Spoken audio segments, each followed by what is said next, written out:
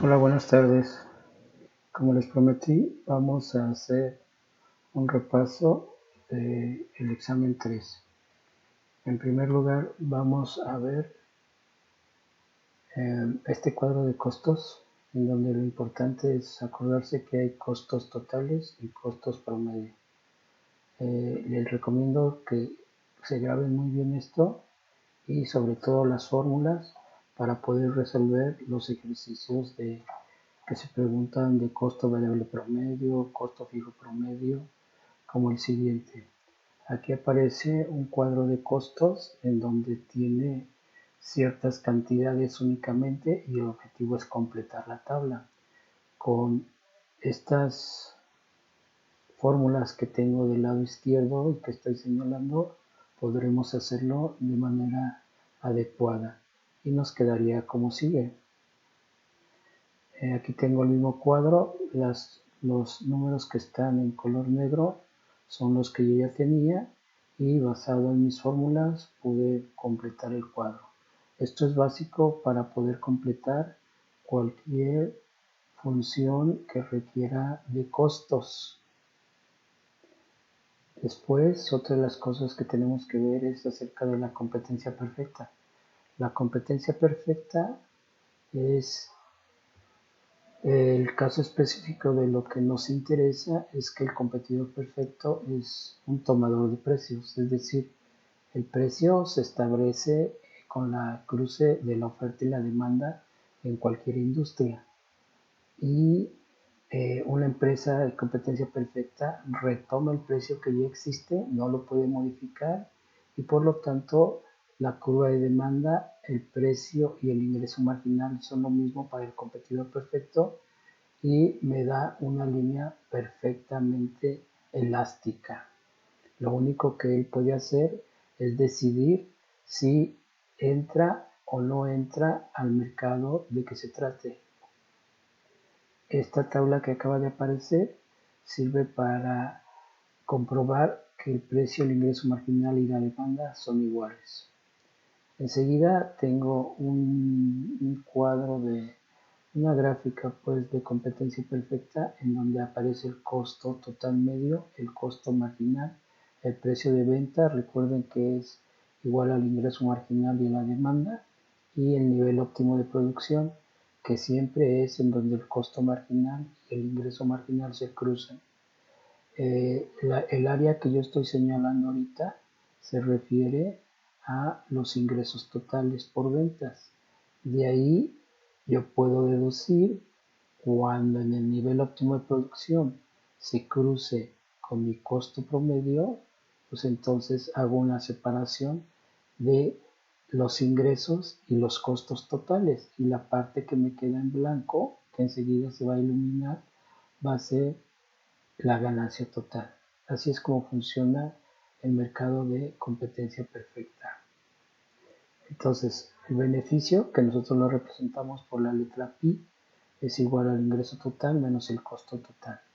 Y recuerden lo que les acabo de decir, el mejor nivel de producción en cualquier estructura de mercado, no importa si es monopolio, oligopolio, competencia perfecta o competencia monopolística, siempre es en donde ingreso marginal es igual a costo marginal. Y esto que está aquí es la demostración de por qué me debo de detener en donde el costo marginal y el ingreso marginal se crucen, porque cuando se cruzan se pierden las ganancias y si sigo produciendo empiezo a incurrir en pérdidas. Entonces por eso es el mejor nivel de producción. La otra parte que nos corresponde para este examen es analizar el monopolio. Aquí tengo una gráfica de monopolio con los costos marginales y los costos promedio, la línea de demanda y la línea de ingreso marginal. En el monopolio, el ingreso marginal siempre está por debajo de la línea de demanda. No es como en competencia perfecta, que son la misma línea. Y yo voy a trabajar siempre en el nivel óptimo de producción. El nivel óptimo de producción es en donde se cruza costo marginal en su parte ascendente con el ingreso marginal. En este caso lo vemos que es en 125. En 125 siempre voy a trazar una línea vertical para trabajar sobre ella y ahí definir costo por unidad, ganancia por unidad y precio de venta de la siguiente manera. Aquí tengo un recuadro que nos va a facilitar la comprensión de lo que les acabo de decir. Entonces la Q significa cuántas unidades debo de producir en este esquema. Pues la respuesta es en el nivel en donde costo marginal e ingreso marginal se crucen. En este caso es en 125. Y ahí aparece. Después dice, oye, ¿y el precio de venta cuál es? Ahí donde se cruzan, me continúo en la parte superior y hasta que haga tangencia con la línea de demanda o hasta que toque con la línea de demanda, voy a tener el precio de venta, que en este caso es 75. Cuando yo multiplico el precio de venta 75 por el número de unidades producidas 125, voy a obtener el ingreso total de 9.375 por ventas. Me corresponde hacer lo mismo, pero ahora para el lado de los costos. El nivel siempre va a ser 125, el nivel de producción. Pero ahora busco en dónde en esta línea punteada cruza o toca el costo promedio, que en este caso es esta línea curva azul, y me dice que toca el costo promedio en el nivel de 25. Por lo tanto, aquí me debe de aparecer 25. Ya está. Cuando multiplico 25 de costo por unidad por 125 unidades que produce, tengo el costo total. Y el beneficio, como ya lo hemos visto, o la ganancia total es 9.375 menos 3.125.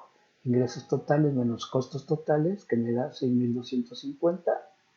Y el beneficio por unidad es el precio de venta menos el costo promedio o los 6.250 divididos entre el número de unidades producidas, que son 125. Y así se resuelve el problema del monopolio. Les recuerdo que es bien importante que ustedes también analicen la discriminación de precios en primero o en segundo grado y únicamente les di la teoría del tercer grado para que tengan completo todo su análisis sobre el monopolio. Una parte importante que yo podría mencionar aquí es que el monopolista produce poco y gana mucho, por eso es que el gobierno lo va a controlar. En la primera parte, en la primera forma, como lo controlas mediante el control de precios. Y el control de precios significa que en lugar de producir en donde costo marginal e ingreso marginal, lo haría producir en donde costo marginal y demanda se crucen. Esto significará que tendrá que producir más de 125 unidades, más. Bueno, y así viene la discriminación de precios en primer grado, que es vender por unidad al precio más alto que pueda vender cada unidad. La discriminación de precios en segundo grado, que es vender por lotes o al mayoreo. Y la discriminación de precios en tercer grado, que es vender el mismo producto a diferentes precios en diferentes mercados. Además del control de precios, existe el impuesto en cuantía fija y el impuesto por unidad para controlar al monopolio. Con respecto a los niveles socioeconómicos, es la última tarea que les dejé. Aquí les presento los 7 niveles socioeconómicos que se presentan en nuestro país y como nos podemos dar cuenta, el mayor, lo que más perdura en el 2016 para nuestro país es el nivel socioeconómico D, con un 30%. Y aquí ustedes, si ya por su lado leen esto que les pongo aquí, que son los niveles socioeconómicos C, se van a dar cuenta a qué nos estamos refiriendo. Por acá está el nivel socioeconómico AB, que es el único que tiene 2 letras, y después vienen los niveles económicos D y E. Entonces, como yo les decía, en nuestro país el menor porcentaje lo tiene el nivel socioeconómico AB, que corresponde a las personas con mayores ingresos totales, con mayores ingresos pues para poder vivir. Recuerden que la pobreza no únicamente se mide por el ingreso, sino que existen otras variables para tomar en cuenta para medir la pobreza, como la educación, la vivienda, la salud, etc. Con respecto a la política monetaria, podemos ver que el objetivo principal del Banco de México es controlar la inflación. Entonces la inflación se vuelve muy importante y aquí tengo un resumen de qué sucede cuando la inflación, en el primer caso, por ejemplo, sube. Si estamos en un proceso inflacionario, Entonces yo tengo que tomar medidas como Banco Central, Banco de México, Bancico, y es que la tasa de fondeo la debe de subir. ¿Qué es la tasa de fondeo? La tasa de descuento o la tasa de interés. Entonces cuando hay inflación, debo de subir la tasa de interés y esto significará que tengo una política monetaria restrictiva. Si hago otras cosas, pues aquí está lo que significa. La política monetaria restrictiva hace que la economía no se expanda. La política monetaria expansiva hace que el crecimiento económico se dé. Siempre hay momentos para hacer que nos, nos detengamos un poco y otros para acelerar. Ahorita les voy a explicar más de eso. Hay instrumentos que sirven para controlar la oferta monetaria. La oferta monetaria es el mandato que hace el Banco de México a la Casa de Moneda para lanzar dinero a la circulación. ¿Y cómo lanza el Banco de México dinero al público, a nosotros? Por medio de los bancos comerciales. Entonces, estos instrumentos son los siguientes. Uno es el coeficiente de reservas obligatorias, es decir, cada banco comercial de cada peso que capta de sus clientes no puede prestar todo el peso a otro cliente. El Banco de México le dice, oye, de cada peso que captas, yo te ordeno que guardes el 30%, el 15%, el 20%, el 8%. Si este coeficiente que mandata el Banco Central a los bancos comerciales sube, entonces estoy hablando de una política monetaria restrictiva. ¿Por qué? Porque al subir la tasa de interés, o al subir, perdón, las reservas, es decir, de cada peso, si antes tenía 20 centavos y ahora le pide que tenga 40, pues tiene menos dinero para prestar y entonces hay menos dinero en circulación, la oferta monetaria disminuye. Entonces todo lo que sea restrictivo quiere decir que la oferta monetaria disminuye. Todo lo que sea expansivo quiere decir que la oferta monetaria aumenta. Si la oferta monetaria aumenta, entonces lo que va a suceder es que va a haber una política monetaria expansiva. Otro instrumento es la tasa de descuento. La tasa de descuento es la tasa de interés que los bancos comerciales le pagan al Banco Central por pedirle dinero prestado. Si el Banco Central le dice a un banco comercial, por ejemplo a Santander, oye, te voy a cobrar por el dinero que me estás pidiendo prestado, te voy a cobrar una alta tasa de interés. Pues esto hace pensar al banco comercial si sí le pide esos fondos o no. Por lo tanto, si sube la tasa de descuento, es una política monetaria restrictiva. Y por último están las operaciones de mercado abierto. Como yo les decía, los bonos son en este caso un ejemplo son los certificados de la tesorería, como los CETES. Si el Banco de México vende bonos, es como si las personas que los compran les quitan su dinero y les dan los bonos. Entonces, si yo soy persona que compro CETES, me quedo sin dinero, por lo tanto hay menos dinero en la circulación si hacen lo mismo muchas personas que lo que yo hago. Entonces, cuando el banco vende bonos, la política monetaria es restrictiva y lo que hace es disminuir la oferta de dinero. Restrictiva son desplazamientos de la oferta de dinero hacia la izquierda y expansiva son desplazamientos de la oferta de dinero hacia la derecha.